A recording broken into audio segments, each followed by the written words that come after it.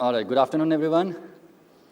So, I'm Dr. Praveen Tripathi, and when I got a message from this team that they want me to come over here and give a talk, I was in two minds. Should I talk about mental health issues?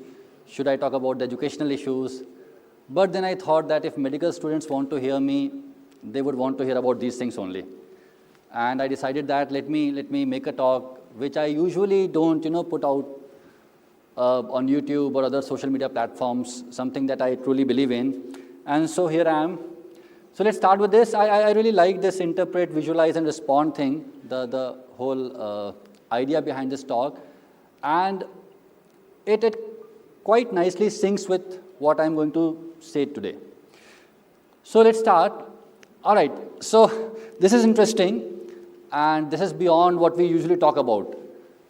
The first thing that I have written here is why is it so difficult? I'm talking about medical students and their preoccupation for the whole 5.5 years during their internship. All the time they are preoccupied with one thing, how to go to the next step, right? This is your preoccupation. You try to skip your postings, you don't want to attend lectures some of the times. And I'm sorry, I think Dean sir is sitting here. So. But I understand, these things happen, they used to happen when we were students, and there's this whole preoccupation with the next step, getting into a good college, in a good branch, it preoccupies most of our time. And then many times I talk to students who have not been able to do so, they feel very defeated, very tired, very frustrated. And it's important to remind you guys, and it's important to remember for all of us, that what we are trying to achieve is actually very difficult. And the reason is evolutionary, basic evolution.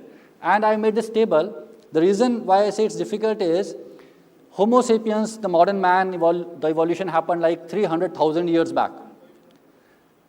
And for majority of our history of the mankind, we were basically hunters, gatherers, right? We used to live in the forest and hunt and gather the food. 10,000 years back, agriculture happened. Why is it important? Because in this huge history of 300,000 years, just 10,000 years back, man started to live in a localized area, in a particular place. Before that, we were used to, we were nomads. We were going from one place to another. So 10,000 years back, agriculture happened, and we started living in an area. But still, most of us, all of us, in fact, were working outside or trying to do the agricultural stuff or the animal stuff. 250 years back, Industrial Revolution happened. Why is it important? Industrial Revolution brought a significant change. Now people were not working outside, they started working inside. They were working in the factories and they're working with the machines. And just 50 years back, in this huge history of 300,000 years, just 50 years back, knowledge work started to dominate. All of us are knowledge workers, right? What we do is we gain knowledge throughout our lives. And then as doctors, as teachers, we use that knowledge and provide some kind of services, and that is how we earn our livelihood.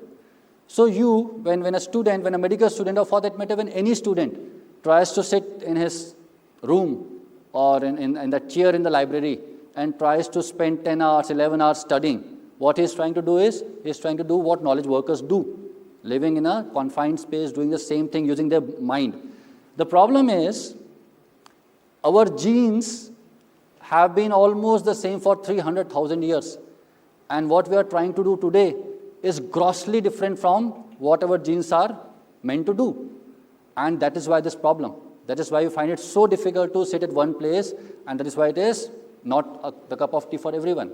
So evolution tells us why it is so difficult. So don't blame yourself too much. Don't beat yourself up too much if you struggle with these things, because it's not entirely your fault. The fault lies in the genes. This is one aspect of it.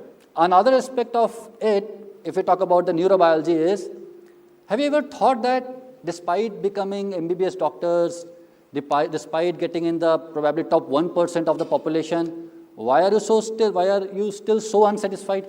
Why do doctors keep on going from one degree to another? Medical students think that once we get into a good MD/MS branch, things would be settled for us. If you talk to your PGs, you will get to know that all of them are unsatisfied. All of them want to get into MCH, DM. If you talk to MCHDM, they will say that they want to go outside, do the fellowships and all. And this whole cycle of dissatisfaction continues. And there's a reason behind it. And there's a neurobiological reason behind it. The way our brain is designed kind of dictates what makes us happy. You guys must have read about, or you must have come across this whole thing, the reward pathway. There's a pathway in the brain which makes us feel happy, which gives us that feeling of satisfaction. The problem with the reward pathway is it will not give you that feeling of satisfaction. The dopamine would not get secreted unless you do two things. First of all, you have to do something which is worth doing, right? And secondly, you have to do something which is tough. That is why we doctors, we medicos get into that endless loop of picking targets for ourselves or picking up on things which are difficult to do and which are worth doing, right? Getting a bigger degree, getting an advanced degree is of course worth doing, and at the same time it's so tough. And that's why I sometimes call it the Stockholm Syndrome for medicos. You know about Stockholm Syndrome, right? In Stockholm Syndrome, the captive falls in love with the person who has captivated him. And if you think about it, we hate exams, right? None of us love the exams, but that is what we are always doing. The moment we finish one exam, the moment we clear one exam, we immediately start looking for the next exam. I am so surprised that, when I get messages from the medical students, when they ask me, which branch should I go in? The first question or the second question is, sir, can I do super specialization in this branch? So this is very interesting. Everybody hates that process, but they want to continue moving down that path. So we have got two things. First, our genes are not in sync with what you are doing. And secondly, we cannot feel satisfied, we cannot feel happy unless we do that difficult task. And that is the problem, right?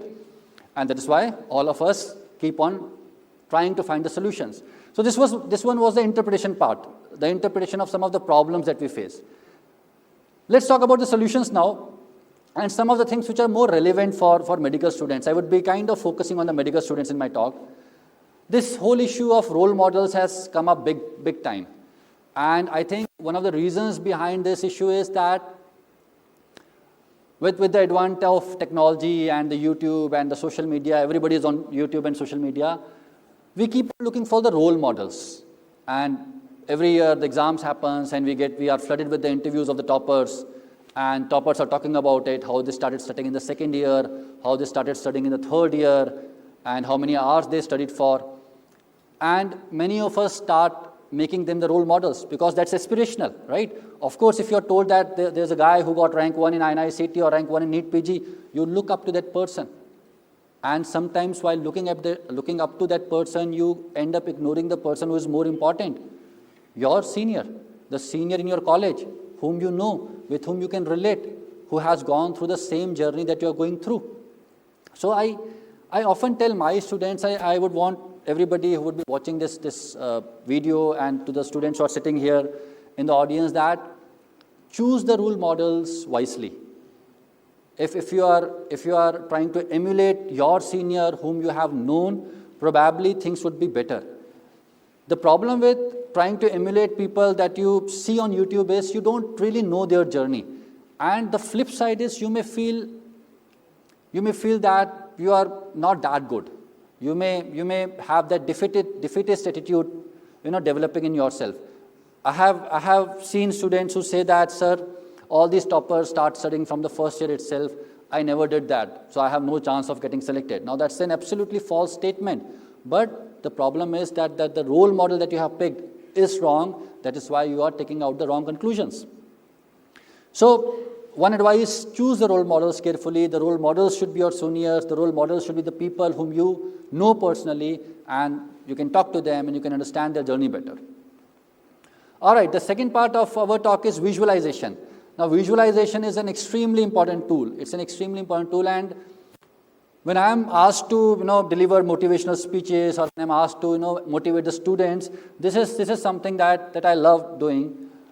Visualization is a strong motivational technique. The reason being it tricks your brain. Has it ever happened to you that say you are sitting in your room peacefully and a thought enters in your mind, and say you are reminded of an argument you had with one of your seniors, or you are reminded of an argument that happened with your parents, and then you start thinking about it. and you think about it for a minute or two, and you realize that you are getting angry. Your physiology is changing, your BP is going up, your pulse rate is going up, you're feeling angry, you're feeling frustrated. That situation is not even happening, but still, just imagining that situation brings out the same response. Our brain is not so great in differentiating the reality from imagination. The brain starts responding in the same way, whether it's an imagination or the reality, and we can use that technique. When you talk about the visualization, when in the context of motivation, a great thing that works, and this works across the domains, and whether you're a medical student or an engineering student or a professional or a businessman, it works great because it kind of hacks the functioning of brain is to just close your eyes and imagine that you have achieved what you wanted to achieve. Say you are a medical student, you want to get into the medicine department of the medical college, SCB Medical College, and you're feeling low, you're feeling down, you're feeling tired, and all you do is close your eyes and imagine that you are standing in front of that medicine department of your college, wearing that apron, wearing that stethoscope, and just imagine how you'll talk to your patients, how you'll talk to your professors, how will you crack the news that you got selected to your parents, your friends. And you know that 2 or 3 minutes of visualization will pump you up. Reason being, your brain does not know whether it's reality or imagination. It responds in the same way. You get pumped up, you start feeling energetic, you start feeling that the inertia has been broken, and then you start working. So this is something that is extremely important. Please don't go from one motivational thing to another. Please don't go into that loop of watching one motivational video and another and another. It does not take you anywhere. Anything that motivates you, whether it's visualization, whether it is seeing an interview of a topper, whether it is your senior, anything that generates that even a small iota of motivation should be used immediately. Where I say what next means something motivated you, the next step should be getting on the chair, opening your laptop, opening your book and start it and taking an action. When you take that action, then you get into that cycle, that reinforcement cycle. How it works is something motivates you. After that, say you spend 45 minutes reading a book. At the end of the 45 minutes, you feel better, you feel satisfied, and then you want that feeling of satisfaction. That is how that positive reinforcement cycle sets in. You want that feeling of satisfaction again and again, and you want to do the thing again and again. And there's not only positive reinforcement, we also have the negative reinforcement working. What is negative reinforcement and what is positive reinforcement? Positive reinforcement is you want to repeat a behavior because the consequences of that behavior are positive. For example, say a student studied for 45 minutes and he was treated with, say, a chocolate. We are talking about a young student here. You guys won't get any chocolates, right? And the student wants to do that session again. In your cases, what will happen? You study for 45 minutes or 1 hour and you get that feeling of satisfaction. And that is why you want to do it again. And what is negative reinforcement? You increase the frequency of a behavior because you want to avoid a negative consequence or a painful consequence. What is a painful consequence? All of us have felt that feeling of frustration, that feeling of inadequacy when we are not doing things that we are supposed to do. When you're not studying, you know that there is something missing and you have that feeling of emptiness, or call it pain or whatever you want to call it. And when you study, that feeling is taken care of. So again, you want to avoid that feeling and you increase that behavior. So rather than going from an endless loop of motivational videos, the better thing, the thing that works is something motivates you, take an action, that action will further get reinforced, and then you get into that cycle where it's self-sustaining. You don't have to really depend on an external source for that cycle to continue. And the third part of the talk is respond. Any difficult task, whether it is preparation of an entrance examination, or I was listening to ma'am, Dr. Nusrat, I believe, she gave a wonderful talk. Any difficult task would inadvertently have periods which are difficult. And how we can navigate those difficult periods kind of determines how far we can go. This term perseveration has almost become a cliche. It keeps on, we keep on repeating it, perseverance. But things that become cliche for a reason, right? Perseverance in our field or in the context that I am giving this talk is equivalent to taking the things to the end day. If you are preparing for an entrance examination, taking the preparation to the last day is something that puts you in the top 10% or 15%. This whole idea of continuing to persevere is so difficult. As a teacher, if 100 students, I know this for a fact, as a teacher I know this thing for a fact, if 100 students start preparing for anything, by the time the last month comes, 85 or 90 of them have stopped doing it properly. Why? Because they don't feel they can do it. Because they get, the pressure takes a toll on them. They can't handle the pressure. So if you can just take the things to the end, probably half the battle is won. And how do we persevere? We keep on telling that let's persevere, let's not give up, but how do we do that? And how do we not give up depends upon how you respond to yourself, right? The sportsmen often say this, that the games are won between the 2 ears, the games are won in the mind. And that's very true. Why? How are you going to feel? How motivated are you going to remain? How are you going to behave? Quite depends upon what is going in your mind, right? What is going in your mind is going to determine all of these things. And the conversation with self is going to be very important. For example, just to bring more clarity to this point, let me take an example.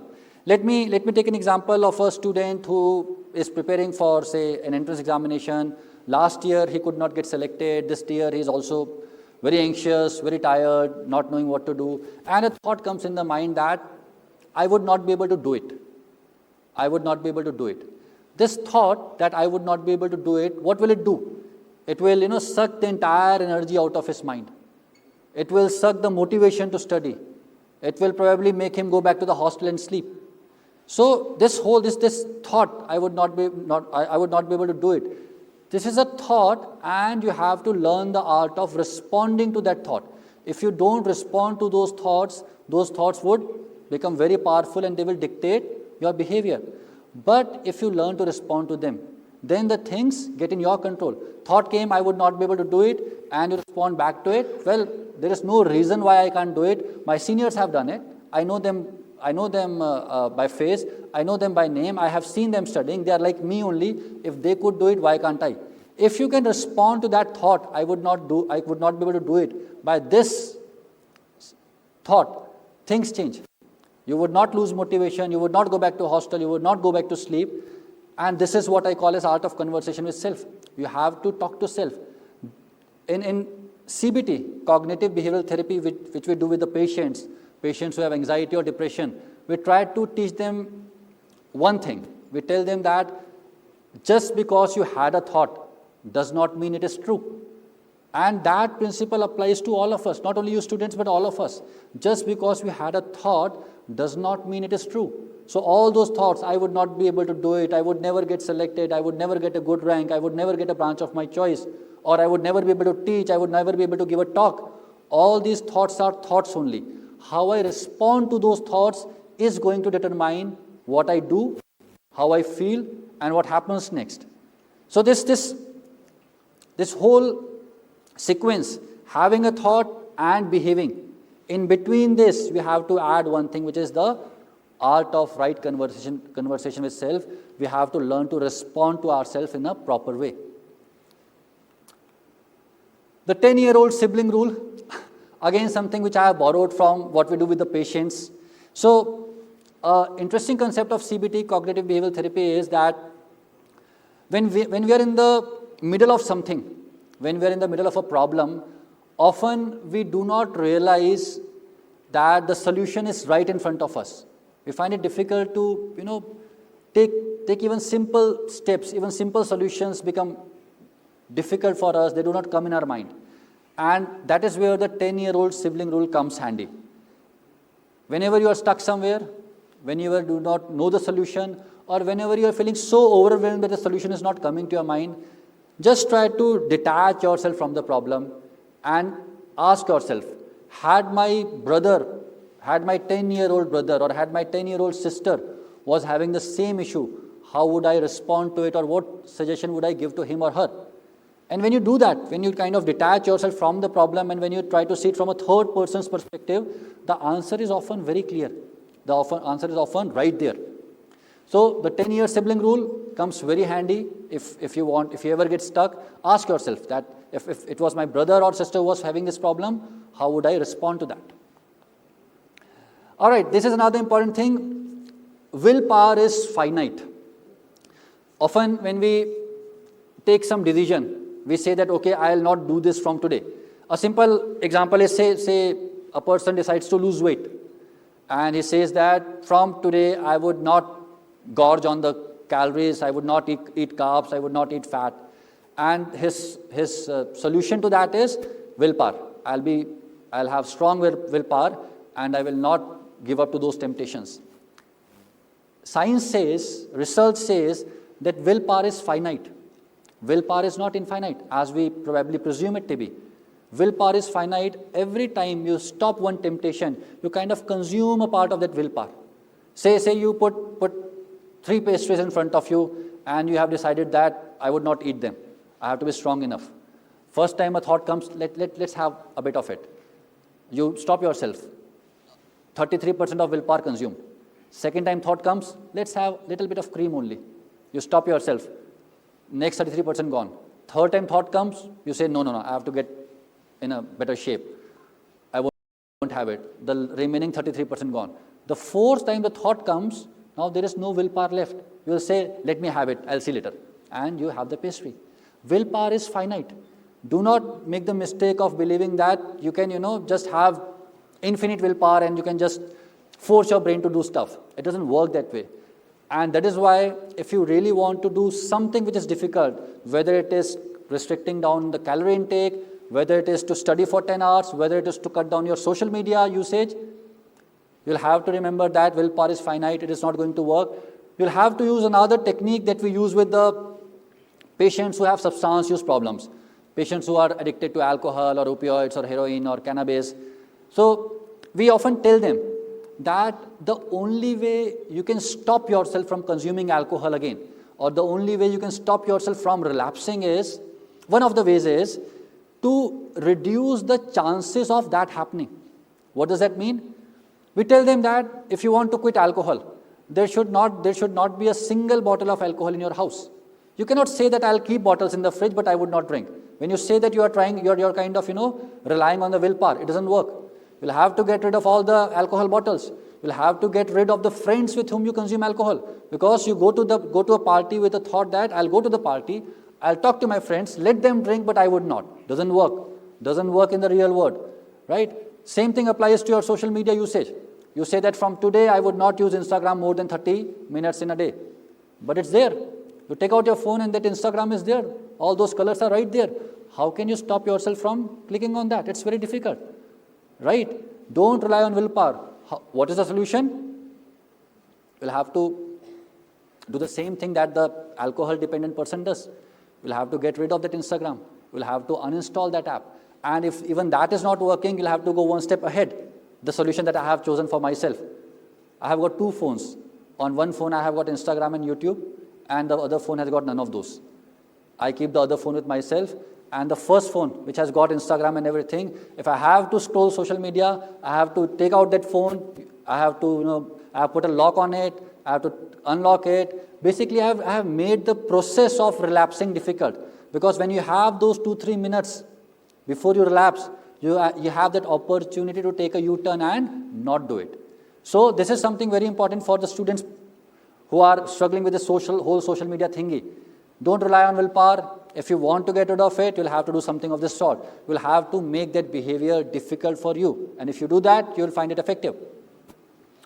Another technique, symbolism. And so before I became a psychiatrist, before I got to know about all these things, I have been using this technique probably for donkey number of years from my MBBS days.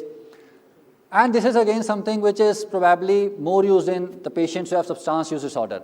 So when we tell people that you have to quit smoking, quitting smoking is a difficult thing to do, right? Just by willpower, the success rate at the end of 1 year is around 3-4%. If 100 people decide to quit smoking with the help of willpower only, just 3 or 4 are able to continue remaining abstinent from smoking by the end of the year, right? So we tell the patients that there is something called a ceremonial gesture, which comes from symbolism only. We tell them that if you want to quit, don't quit just like that. First of all, tell everybody you know of, everybody who's consequential, your friends, your family members, everybody, that I am about to quit on this particular day. And then do a whole ceremony. Ceremony is, bringing all the cartons and all the paraphernalia and putting a fire on it. We call it ceremonial gesture. Why does it work? Because it's a symbolism. It gives a message to myself, and it also creates kind of social pressure. After telling 100 people that I'm going to quit smoking, if I don't quit, then it doesn't reflect nicely of me, right? The same thing I tell students who are struggling to study, or who get in that stage of, being stuck. Students say, sir, I am stuck. I just can't do it.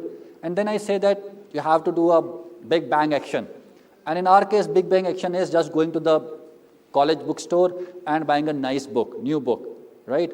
A nice book, a new book, or, taking some kind of subscription, or taking something that kind of, is towards that goal, but it is something which is valuable. You have to spend money on that. And then you get into that feeling that I have done this, now let me get back to the work. So this symbolism works very nicely, helps a lot, and helps in breaking the inertia, which is bound to come once in a while, because what we are trying to achieve here is difficult. Last slide. Medical students have become too preoccupied with the idea of cracking the entrance examination. When I talk to my friends who are working in different hospitals, some of my classmates are working in AIIMS Delhi, they are consultants there, professors there, and they are very angry with people like me and the coaching institutes and the whole of this industry, and they say that students are no longer interested in listening to us or learning from us. And this is a problem, right? This is something that we have been saying throughout, that no kind of lectures, no kind of notes can replace the standard textbooks that have been there for all these years. No video, no lecture, no matter how good it is, can be a substitute for Robbins or Harrison's, right? This is a fact, and it's not going to change. And more importantly, in a field like ours, in a field of medicine, how well you do in your life, how successful a doctor you become later on, quite depends upon how much are you in love with your subject.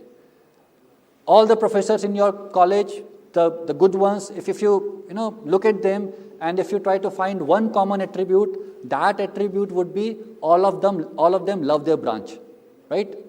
And the same thing happens in the world outside the medical colleges too. Private practitioners who are doing great, all of them are primarily doing great because they love their field. Personally, I love the field of psychiatry. I must have read at least 10 times more books on psychiatry after finishing my MD than I read when I was doing MD. And that is where this point becomes important.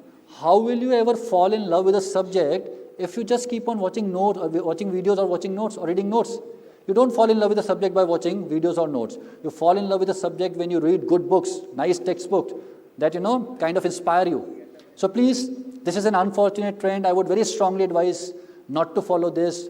Don't let go of the standard textbooks. They became standard because of a reason, and we should not let go of them. And lastly, entrance examinations are important, but please don't judge yourself solely on the basis of that. Please remember that who cracks an entrance exam? What are the skills required for cracking an entrance examination? I see there are two fundamental skills. The first skill is the ability to study for long periods of time, and the second skill is how good are you at rote memorization. Especially in our field, in medicine, how good are you at rote memorization is going to quite decide how well you do in an entrance examination. But when we talk about being a good doctor, being a good clinician, neither of these two skills are very important. If you talk to a successful physician, if you talk to a successful surgeon, if you talk to a successful psychiatrist, and if you ask them, do you know more than your colleagues? Do you know more than your colleagues who are not doing so well? The answer is no. All of us have almost the same amount of knowledge. The things that matter are the soft skills. How well can you talk to the patient? How well can you empathize with the patient? How well the patient can trust upon you? So why am I telling you these things? Many medical students end up believing that their score in the entrance examination is equivalent to their success in medical field. The truth cannot be far from it. What you do in the entrance examination, the skills that are required for cracking an entrance examination are very different from the skills that are required to become a successful clinician or surgeon or psychiatrist. So give importance, optimal importance, give importance to these things, give importance to your upcoming entrance examination, but don't lose the sight of the forest for the trees. This was a line in the Robbins, if I have quoted it correctly. Please remember that all these things are a means towards reaching your final goal, which is becoming a great doctor, good doctor, successful doctor. They are not an end in themselves.